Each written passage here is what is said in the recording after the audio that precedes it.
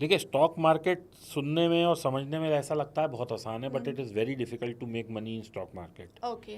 तो मैं तो सबसे ये कहता हूँ, चाहे वो महिला हो पुरुष हो, ये इससे कोई मतलब नहीं है। क्योंकि आपने सुना होगा कि 93% जी पीपल आर बिल्कुल। Losing money in stock market. तो आप वैसे कोई भी बिजनेस चैनल देखें तो हाँ। उस पर ये रोज कोई ना कोई बोल ही रहा होता है कि भैया लॉस से बचो, लॉस से बचो। क्योंकि 93% लोग लॉस में हैं, और ये सेबी का डेटा, ये कोई जी मेरा बनाया हुआ बिल्कुल। नहीं है। हाँ। तो मेरा कहना ये है कि आपके पास या तो काफ़ी बड़ा पैसा हो तो आप डायरेक्ट मार्केट में आए, अदरवाइज अगर कम पैसा है तो म्यूचुअल फंड एक बहुत अच्छा बिल्कुल। विकल्प है। हाँ। अगर फिर भी ये है कि मुझे अपने हाथ से खरीदना है, बेचना है, तो इंडेक्स के ईटीएफ आते हैं, जैसे निफ्टी ईटीएफ हो गया, बैंक निफ्टी ईटीएफ हो गया, आईटी का ईटीएफ हो गया। आप उन सेक्टर्स में पैसा लगाएं रादर देन इंडिविजुअल स्टॉक। मैं ऐसा क्यों बोलता हूँ, मैं दो तीन उदाहरण देता हूँ आपको स्टॉक के उससे। कोविड जब चल रहा था, सारी मार्केट डाउनफॉल पे थी, एफएमसीजी के स्टॉक ऊपर जा रहे थे। तो एक कंपनी है हिंदुस्तान यूनिलीवर, आपने जी नाम सुना होगा। जी। उसका स्टॉक उस वक्त भी 2300-2400 था, आज भी वही है, 5 साल बीत गए। अच्छा। हाँ। तो इसका मतलब देयर इज नो रिटर्न। लेकिन ट्रू। मैं ये नहीं कहूँगा कि वो कंपनी अच्छी नहीं थी, हाँ। कंपनी बहुत अच्छी है, ब्लू चिप कंपनी है। हाँ। पिछले 50 साल से हम लोग टूथपेस्ट से लेके सब कुछ सारी यूनिलीवर चीजें। का हाँ यूज़ कर रहे हाँ हैं, हाँ। लेकिन उसकी रिटर्न नहीं आई। हाँ। क्यों नहीं आई, that can be any reason, मैं उस पर नहीं जाऊँगा हाँ। क्योंकि वो हमारा चर्चा का अभी विषय नहीं है। हाँ। तो स्टॉक्स में क्या हुआ कि हो सकता है जो पर्टिकुलर स्टॉक आप लें वो अंडर परफॉर्म करे या नो परफॉर्म करे, या वो कंपनी ज़ीरो भी हो सकती है। जी। लेकिन whenever you are investing in index या ईटीएफ ऑफ इंडेक्स, तो वहाँ पे ये है कि अगर, अब इंडेक्स क्या होता है, 50 कंपनियों का एक समूह है। जी। तो सरकार ने क्या कहा, भैया जो भी टॉप की 50 कंपनी है उसको एक हम इंडेक्स बना देते हैं, यानी इस डब्बे में डाल देते हैं। अब वो 50 कंपनी हमेशा बेस्ट ही रहने वाली है। अब अगर इन 50 में से कोई भी एक कंपनी अंडर परफॉर्म करेगी, वो बाहर आ जाएगी, और जो 51 कंपनी है वो अंदर घुस जाएगी। ओके। तो that means you are always with 50 best companies. आप इसको सेफ रहोगे हमेशा। आप सेफ रहोगे। ये दोस्तों, इसका मतलब ये नहीं है कि 100 रुपये लगाए तो ये 50 नहीं हो सकते, 50 हो सकते हैं, लेकिन वो 50 भी बेस्ट में ही होंगे। You are always with the best.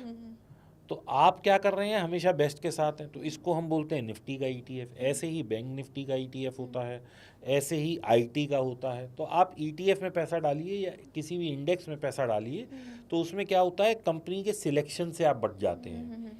अगर आईटी सेक्टर अच्छा करेगा तो सारी कंपनी चलेंगी। एक कंपनी हो सकता है 20-30% दे, लेकिन इंडेक्स हो सकता है 16-17 दे। लेकिन एक कंपनी 30% गिर भी सकती है, इंडेक्स 30% इतनी आसानी से नहीं गिरा करता। हाँ। एक फैक्टर ये है।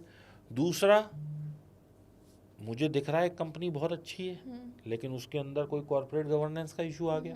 जैसे हम लेते हैं येस बैंक, बैंक चल रहा है, आपको दिख भी रहा है, ब्रांच में काम भी हो रहा है, सब काम बिल्कुल बढ़िया हो रहा है, क्रेडिट कार्ड भी है। येस बैंक के पास कोई ऐसा प्रोडक्ट नहीं है जो नहीं हो, और मैं पूरा मतलब मैं अच्छा समझता हूँ, लेकिन उसका स्टॉक नहीं परफॉर्म कर रहा। True, very true. हाँ। तो to avoid these kind of situations, अगर आपको खुद से बटन दबा के करना है तो इंडेक्स में इन्वेस्ट करिए, अदरवाइज बेस्ट है म्यूचुअल फंड को पैसा दे दीजिए।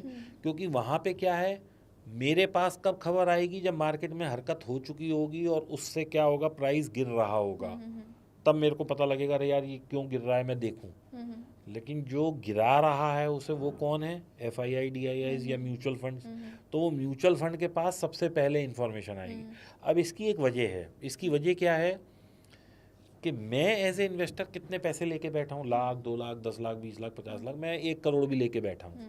लेकिन क्या 1 करोड़ की पूंजी लेके बैठने के बाद मैं इंफॉर्मेशन पे, टीम पे, रिसर्च पे 10 लाख रुपए महीना खर्च कर सकता हूँ? नहीं कर सकता। हाँ। लेकिन म्यूचुअल फंड करोड़ों रुपए खर्च करते हैं इन सब चीज़ों पे, तब वो हमारे को एक अच्छी रिटर्न दे पाते हैं। सेकेंडली, उनकी स्टडी कितनी डीप डाउन होती है कि आज इस कंपनी का ये प्रॉफिट है, कल इस कंपनी का ये सेल्स हो सकती है, वो तो प्रोजेक्ट करते हैं।